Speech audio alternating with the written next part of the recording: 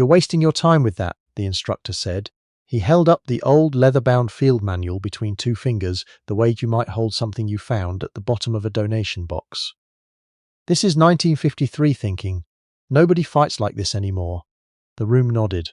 23 people in folding chairs in the basement of a community centre in Barrie, Ontario, all nodding, all scribbling in their notebooks, all trusting the man at the front, because he had a microphone and a lanyard and a PowerPoint presentation that cost someone a great deal of money to look professional. In the second to last row, beside the emergency exit that smelled faintly of rust and floor wax, a man named Harold Tran sat with his hands folded in his lap and said nothing.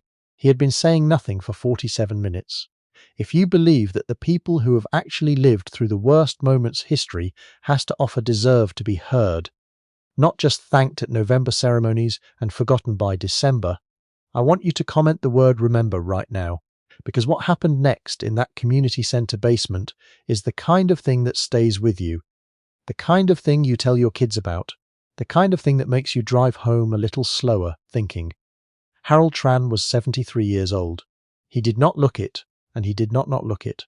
He looked like what he was, a man who had spent half a century carrying something heavy and had long since stopped being bothered by the weight. He was slight, maybe 5'7" in boots, with the kind of build that tailors call lean and soldiers call wire. His hair had gone the colour of old pewter, and he kept it short, not out of vanity but out of habit, so old it had stopped being a decision. His hands, resting now on his knees, were the hands of a man who had worked with them his entire life. The knuckles were pronounced.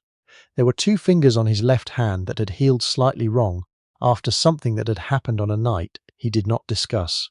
He wore a grey fleece vest over a plain blue shirt. He had driven 90 minutes from his daughter's place in Collingwood, because she had asked him to. His daughter's name was Sophie. She was 34, a paramedic, and she had signed up for this wilderness first aid and emergency response seminar after a call she'd been on in December had ended badly in ways she wasn't ready to talk about yet. She had asked her father to come because she trusted him in the particular way that children of quiet people learn to trust. Not from anything they've been told, but from everything they've observed. Harold had said yes without hesitating. He always said yes to Sophie. The instructor's name was Tyler Brecht. He was 41. He had a personal training certification, a wilderness first responder designation from a school in Colorado, and a YouTube channel with 60,000 subscribers, where he reviewed survival gear and argued with people in the comments about pack weight. He was not, by any honest measure, unqualified. He knew how to build a shelter in a boreal environment. He knew how to navigate without a GPS. He knew his tourniquet application times and his hypothermia protocols, and he could start a fire in the rain, which is harder than it sounds. What Tyler Brecht did not know was what it meant to make a medical decision in the field when the person dying in front of you was someone whose name you knew. When the morphine was gone and the radio was out, and the nearest help was 2 days of bad terrain away, and all you had was your training and your hands, and the very specific, very brutal kind of clarity that only arrives when the alternative is watching someone you care about bleed out in the mud. That gap between knowing a thing and having lived a thing was about to become the most important distance in the room. Modern emergency protocols, Tyler continued, clicking to his next slide, are designed to be accessible, simple, reproducible under stress. The old field medicine manuals, he gestured again at the battered booklet he'd held up earlier, which now sat on the edge of the table like an accused man waiting for sentencing, were written for a different era, different resources, different understanding of trauma physiology. He paused, the way people pause when they want to make sure you caught that. A lot of what's in there will get someone killed today. That's not an opinion. That's evidence-based medicine. A few people in the front row wrote that down. Evidence-based medicine. One woman raised her hand to ask a follow-up question. Sophie glanced sideways at her father. She had noticed it 3 slides ago, the small shift in the way he was sitting. He hadn't moved, not really. His hands were still folded. His expression hadn't changed. But she knew that stillness. She had grown up with it. It was the stillness of a man who was deciding something. "Papa," she said quietly, leaning toward him. "You okay?" He looked at her. He gave a small single nod. "Fine," he said, just the one word, the way he said most things. But Sophie watched his eyes return to the front of the room, and she felt something she couldn't name exactly. A kind of held breath. The feeling you get just before weather changes. Tyler was now demonstrating tourniquet placement on a training dummy. He had strong hands and confident narration, and the people in the front row were leaning forward. The critical thing, Tyler said, pulling the band tight, is that you don't overthink it. Modern protocols are designed so that anyone, and I mean anyone, can apply this effectively with minimal training. The old approaches that required extensive field experience to execute, we've engineered that dependency out. That's the whole point. He straightened up. He looked around the room. He had the pleasant, slightly self-satisfied expression of a man who has just said something he believes is both true and impressive. The field manual era is over, he said. We've moved past it, and the sooner we stop treating those old approaches like scripture, the better outcomes we're going to see. It was then that a voice came from the second to last row. It was not loud. It was not sharp. It was the kind of voice that does not need to be either of those things. Excuse me, 2 words. They entered the room the way a stone enters still water, without drama, but with consequence. Every head turned. Tyler looked toward the back. He saw Harold Tran rising slowly from his folding chair, one hand steadying himself on the seat back. Though once he was upright, he did not need it. He straightened to his full height, not commanding exactly, but precise. There was a quality to how he stood that was difficult to define and impossible to miss. Like a piece of equipment that has been properly maintained. Nothing wasted, nothing slack, every part ready. "Yes, sir," Tyler said. His voice carried the patient, slightly elevated register people use with the elderly, as though volume is the same thing as clarity. Harold did not acknowledge the tone. He looked at the field manual on the table. "May I?" he said. Tyler gestured. "Be my guest." Harold walked to the front of the room. He moved without hurry and without the careful shuffle that often enters a man's gait in his 70s. He walked the way he always walked, economically, purposefully, as though he had decided in advance exactly where each foot was going to land.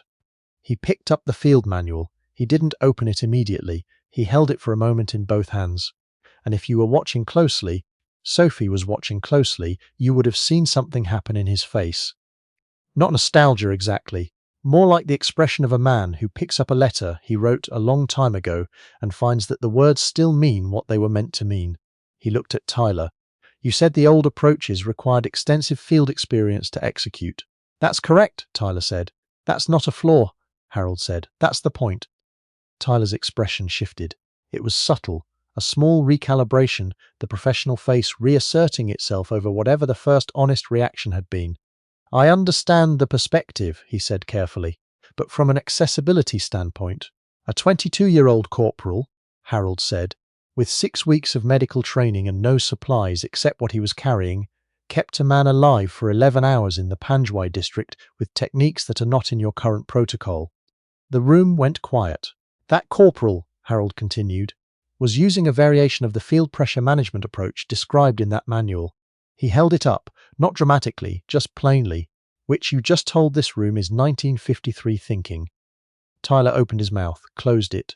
"I'm not saying your protocols are wrong," Harold said. His voice was even. "I'm saying that when you tell a room full of people that the old knowledge has been superseded, that experience has been engineered out, you are removing something that cannot be replaced by a laminated card." He paused. "Under normal conditions, your approach is correct. Under the conditions where it matters most, it is dangerously incomplete." Silence. Not quiet, silence. The weight-bearing kind. Tyler found his voice. "Sir, with respect, anecdotal evidence." "His name was Private Mark Delorme," Harold said. "He was 19 years old. He was from Lévis, Quebec. He had a photograph of his mother in the top left pocket of his combat vest. I know because I put it back after we were done. He let that sit for exactly 1 second. That's not anecdote. That's a person." Nobody in the room moved. Sophie had both hands pressed together in her lap. She was not crying, not yet, but there was a pressure behind her eyes that she recognized. She had been a paramedic for 9 years. She knew what it sounded like when someone described saving a life from inside the memory of it, rather than from the outside of a textbook. Tyler Breck stood at the front of the room, and something was happening to his face that he didn't have a protocol for. His credentials were intact. His knowledge was intact, but the ground beneath the particular confidence he had been standing on for the last 47 minutes had shifted, and he could feel it. "Who are you?" he asked, and this time the volume for the elderly quality was completely gone. He was asking because he needed to know. Harold set the manual back on the table. He looked at Tyler the way a man looks at someone he's decided to be honest with. Harold Tran, he said, Sergeant PPCLI, 2 tours. He stopped there. He didn't say what the 2 tours had cost him, or what he'd had to become to do them, or what he'd brought home and what he'd left behind. He never said those things. Princess Patricia's Canadian Light Infantry. A woman in the 3rd row, she had the look of someone who had spent time around military families, went very still when she heard it. The Patricias had been at Medak Pocket. They had been at Kandahar. They had been at places that didn't make it into civilian newspapers, but that anyone who served would know by name and weight.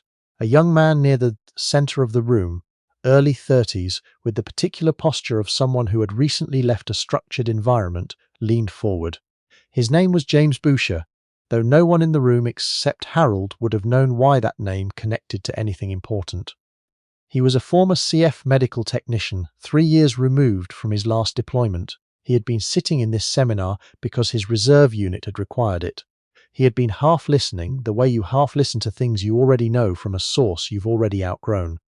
He was fully listening now. PPCLI, James said quietly. It wasn't a question. Harold looked at him. Something passed between them, the specific recognition of people who have shared a category of experience without having shared the exact moments. 2nd Battalion, Harold said. James Boucher stood up. Not because anyone expected him to, not because protocol required it. He stood up the way you stand up when something matters, and he snapped to attention. Heels together, back straight, right hand rising to a salute that was clean and deliberate and completely unironic. He held it. Harold looked at him for a long moment. His expression did not change, but in the still water of it there was movement, something under the surface, old and large, slowly turning toward light. He returned the salute, precise, unhurried, the salute of a man for whom it was never a gesture. The room was absolutely silent. Tyler Brecht watched it. He watched the old man's hands, the 2 fingers on the left that bent slightly wrong, the network of old marks along the right forearm that disappeared beneath his sleeve. He looked at the field manual on the table. He looked at his slide behind him, which still read, in confident block letters, Knife manual error, over. He walked to the projector. He turned it off. The room darkened slightly. Outside, through the small basement windows near the ceiling, the flat grey light of a November Ontario afternoon pressed against the glass. Tyler turned back around. He stood there for a moment. When he spoke, he had removed every layer of performance from his voice, and what was left was something simpler and more uncomfortable. I owe you an apology, he said. He looked at Harold. I owe everyone in this room an apology. The room waited. I've been teaching this material for 6 years, Tyler said, and I've been teaching it as if accessibility is the highest value, as if the fact that anyone can learn it quickly is the same thing as it being sufficient. He stopped. He took a breath. What I said about field medicine experience being a dependency we've engineered out, I said that like it was progress. He looked at Harold. It's not progress, it's a loss, and I didn't know enough to know the difference until right now. Harold was quiet for a moment. He looked at Sophie, who was watching him with an expression he knew well, the one that was equal parts love and the particular sorrow of seeing someone you love fully for the first time. He gave her a small nod, the nod that said, I'm all right, sweetheart. Then he turned back to Tyler. You're not wrong about accessibility, Harold said. His voice had shifted. Not softer exactly, but different in the way that weather shifts when the pressure has equalized. What you've built is valuable. For the people who need a foundation, it works. The problem isn't your protocol. He paused. The problem is telling people the foundation is the whole building. Tyler stared at him. What do you mean? The manual isn't scripture, Harold said. It's a record. It's what people learned when learning cost something. When the feedback was immediate and irreversible. He was quiet for a moment. You can't replicate that in a seminar. I'm not saying you should. But when you erase it, when you tell a room full of first responders and medics that the people who built their knowledge in those conditions were working with outdated thinking, you are erasing the testimony of the people who paid for it. He picked up the manual again. He opened it this time. His thumb found a page the way a musician's hand finds a chord, without looking. Prolonged field care, he said. Managing a penetrating chest wound with improvised materials when you're more than 4 hours from surgical intervention. He looked up. Your current protocol has a note at the bottom. It says in prolonged care scenarios, consult extended field care guidelines. He looked at Tyler. The extended field care guidelines, do you have those in today's materials? A pause. No, Tyler said. No, Harold agreed, not unkindly, because they're long and they're complicated and they require experience to execute correctly and they don't fit on a laminated card.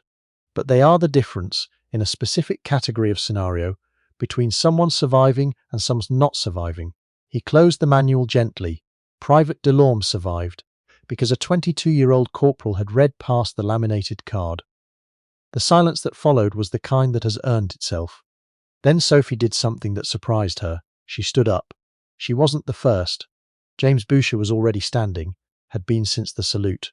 But Sophie stood, and the woman from the third row stood, and then Gary from the EMT course in the second row, and within a few seconds most of the room was on its feet.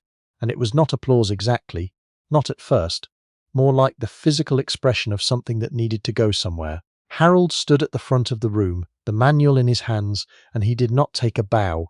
He did not smile or wave or acknowledge the sound in any way that could be called performance. He stood the way he had always stood, exactly as much as the moment required, no more. It was James Boucher who spoke next. He addressed the room, his voice carrying the specific gravity of someone who understood exactly what he was witnessing and wanted to make sure it wasn't lost. For anyone here who isn't familiar with Medak Pocket, he said, it was a 1993 UN operation in Croatia. The Patricias were under fire for 15 hours and held their position. 3 soldiers wounded. Medical care conducted under active fire. No evacuation possible for much of the engagement. He paused. He looked at Harold. The citation called it one of the finest examples of close-quarters field medicine performed by Canadian forces in the post-Korea era.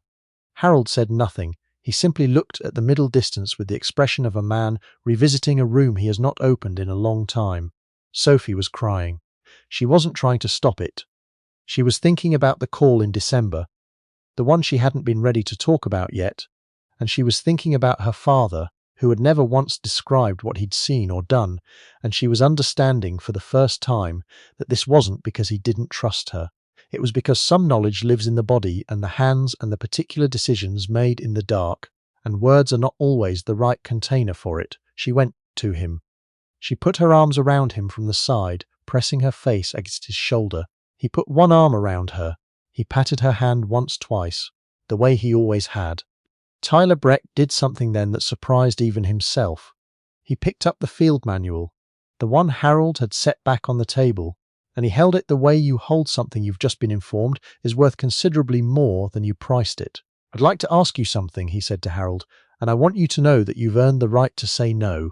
Harold waited. Would you be willing to stay? After the break. Not to teach the protocol, that part's mine and I'll own it, but to talk about the scenarios that fall outside it. Tyler swallowed. I think everyone in this room needs to hear the difference between what protocol can do and what experience knows how to do when the protocol runs out. Harold looked at him for a long moment. Sophie squeezed his arm. He looked at her. He looked back at Tyler. 1 hour, Harold said. And he talked. He did not tell war stories. He was precise about that distinction from the start, and everyone in the room felt the precision of it, felt the care in it.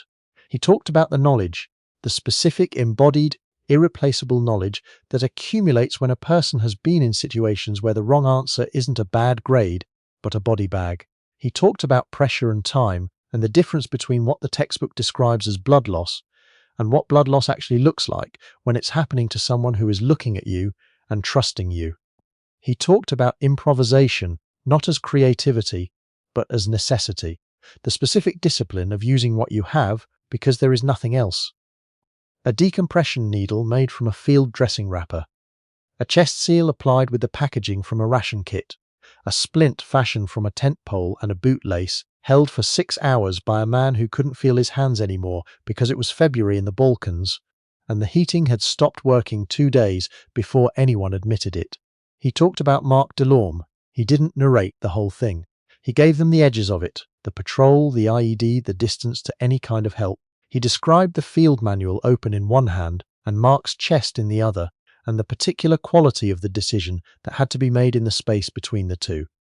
The decision that the manual had prepared him to make, not by giving him a step-by-step process, but by giving him enough understanding of the underlying principle that he could apply it to a situation the manual had never specifically anticipated. He came home, Harold said. He went back to Levis. He has 2 children now. He stopped. He looked at the table. I know because his mother sends me a message every year on Remembrance Day. She doesn't say much. She never says much, but she sends it. He stopped talking after that. He placed the manual on the table. He straightened his vest with both hands, a gesture so habitual it was clearly decades old, and he walked back to his seat beside Sophie.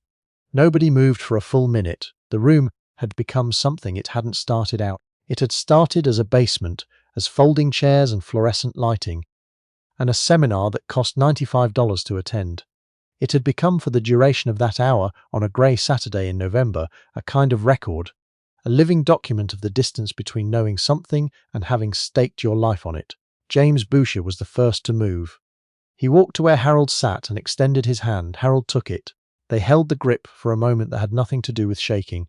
Semper Fortis, James said quietly, the CF motto, ever courageous. Harold looked at him. Take care of your people, he said. One by one, people in the room came forward. Not to congratulate, not to take a photograph, just to be near him the way people move toward warmth. They shook his hand. A retired nurse told him that her husband had served with 1 PPCLI in Bosnia and asked if he had known a Sergeant Lalonde. Harold thought for a moment. Jean-Paul Lalonde smoked terrible cigars, could read a map in a whiteout. The woman's eyes went bright, and she could not say anything else, and she didn't need to. Tyler Brecht approached last. He stood in front of Harold with the field manual in his hands, turning it over slowly. He had the look of a man re-examining something he thought he understood. I'm going to rebuild the advanced module, he said, not just add a footnote, actually rebuild it. He paused. And I want to get it right, which means I'll probably need to talk to people who were there. He looked at Harold. People who know what the protocol runs out. Harold looked at him. That's the hardest part of the work, Harold said. Finding the edge of what the system can do and being honest about what lives past that edge. He paused.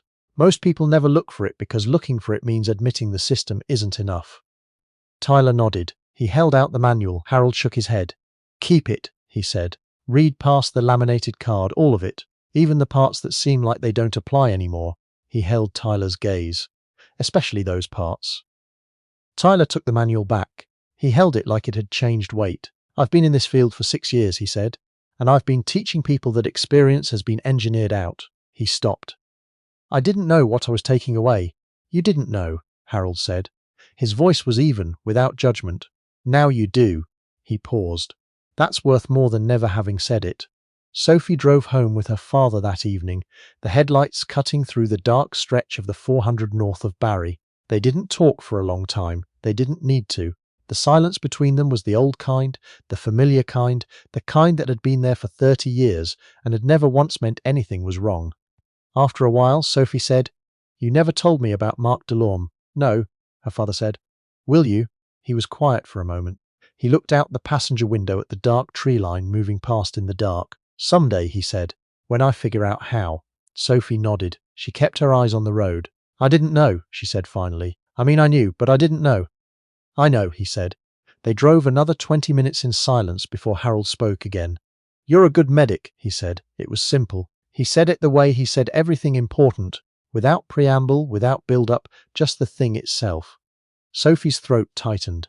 She had been a paramedic for 9 years. She had received commendations and letters of thanks and cards from families at Christmas. None of it had ever felt like that sentence. Thank you, Papa, she said. He nodded once. He turned back to the window. 3 weeks later, Sophie sent him a screenshot. It was from Tyler Brecht's website. The old layout, the gear reviews, the survival tips, the confident tagline was gone. In its place was something quieter. A photograph of a field manual resting on a wool blanket, open to a dog-eared page. Beneath it, in plain text, the words, What the protocol doesn't cover, advanced field care for when systems run out. In honor of the ones who learned it the hard way. Harold looked at it for a long time. Then he opened the drawer of the small desk in his study, the drawer with the stiff hinge that you had to know to lift slightly before it would move, and he took out a photograph. Not framed. Just a photograph, old enough that the colors had shifted toward gold. 4 men in combat dress, somewhere flat and pale and cold-looking. They were squinting into the sun. They were young enough that it was hard to look at them without feeling something complicated.